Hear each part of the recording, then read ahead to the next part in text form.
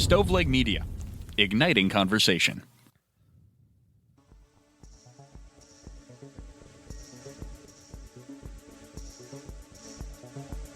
Welcome to True Crime to Go. What can I get for you? Yeah, I don't know how to say this, but I've ordered coffee here for the last 3 years, and every time I do, my order's wrong. I'm going to take major action. If you can't get up to the second window, and we'll see you next I wasn't done yet. Welcome to True Crime to Go. I am John, here with Jamie.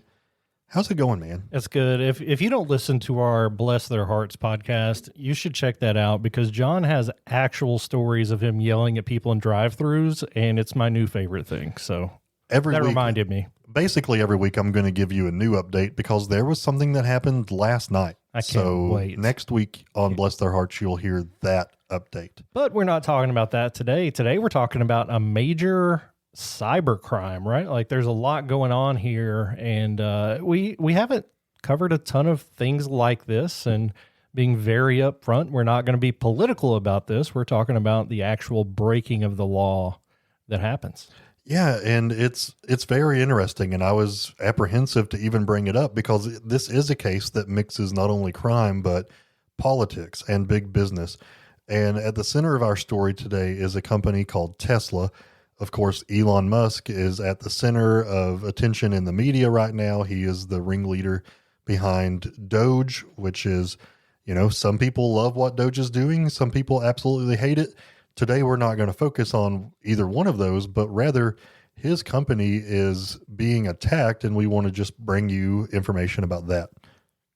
Yeah, we're talking about bomb threats, arson, and even some threats of domestic terrorism. It's not every day that a big company like this becomes the center of a crime story, but the evidence is pretty clear of what's going on. Multiple groups maybe even are coming in to take down Tesla. The FBI is involved. They've already charged some folks, and tensions are only getting worse, and the problems are persisting.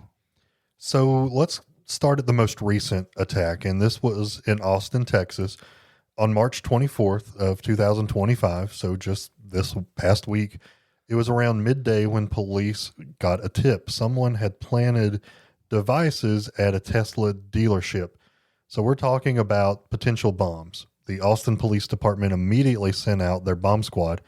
They arrived at the dealership and quickly secured the scene, and they did indeed find multiple devices scattered around the property. Luckily, they got to them all before anything detonated.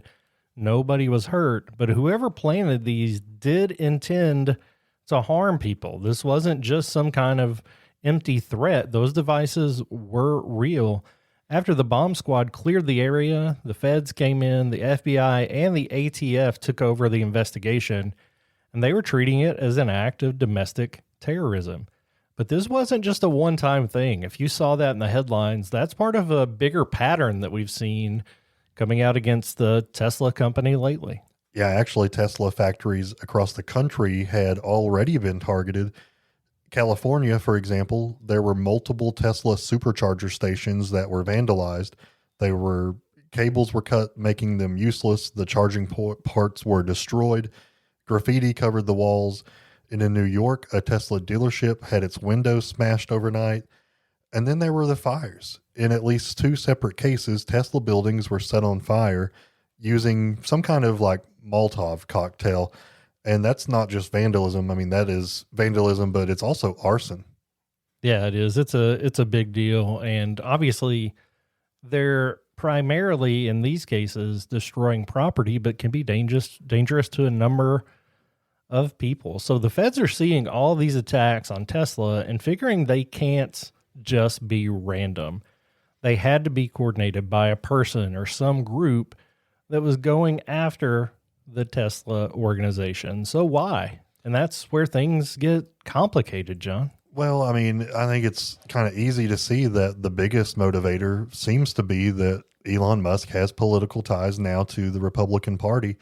He is the head of a task force or government agency, the Department of Efficiency, which is now in the Trump administration. So depending on where you stand politically, you could see what's happening to Tesla as a win or a major crime. And I think that we as a country need to see that if you don't like what's going on politically, burning down a business is not going to be the solution. Right. And, a lot of people have been panicking. Musk has been controversial for years. Right now, he's controversial for being on the right side of politics. He used to be controversial for being on the left, and people complaining about some things that Tesla were doing as far as the environment goes and what it's doing to the industry of car production. So it seems pretty clear that this is politically motivated, or at least the FBI thinks so. But that's not the only possible scenario. Yeah, there's also the potential that this is a radically environmental activist that is involved. Tesla has a focus on clean energy, but there are activists that see Elon Musk as a threat because he opened a new lithium mine for battery production. You can research that on your own, but getting the materials needed for these batteries are not environmentally friendly. And some folks would say that this is an attack on him because of what is happening elsewhere in the world with these lithium mines. So regardless of the motivation, this has to stop. And just days after the Austin bomb scare, federal authorities did make arrests. They arrested 3 people. Their names have not been made public yet, but we do know that they are facing some serious charges. And we're talking about federal crimes here: terrorism, arson, destruction of property. And if convicted, they could be looking at up to 20 years in prison or even longer. Absolutely. And regardless of their motivation, like you said, they're putting people in danger, putting lives in danger, destroying property. And usually the terrorism charge comes into effect when you're talking about people just feeling scared and it causing an emotional and traumatic impact on society. And anybody that's around these plants or these dealerships has to kind of feel that. So no matter what your political motivation, I hope that we're actively against violence.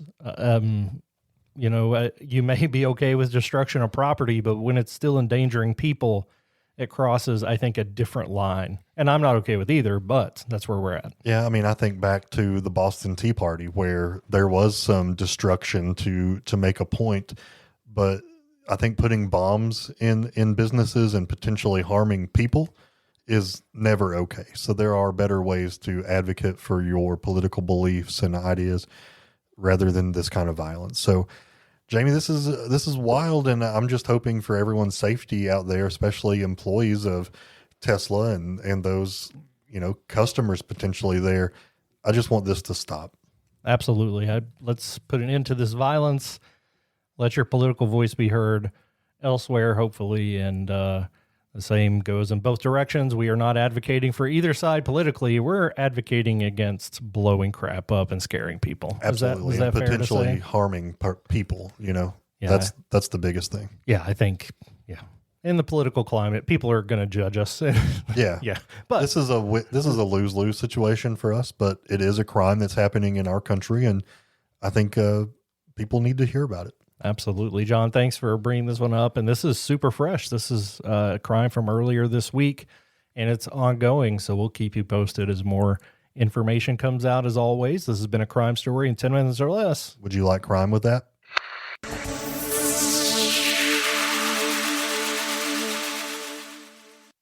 You've listened to True Crimecast, distributed by Stoveleg Media. Check out stoveleg.com to find out more about your hosts and to find other podcasts to listen to. Stoveleg Media, igniting conversation.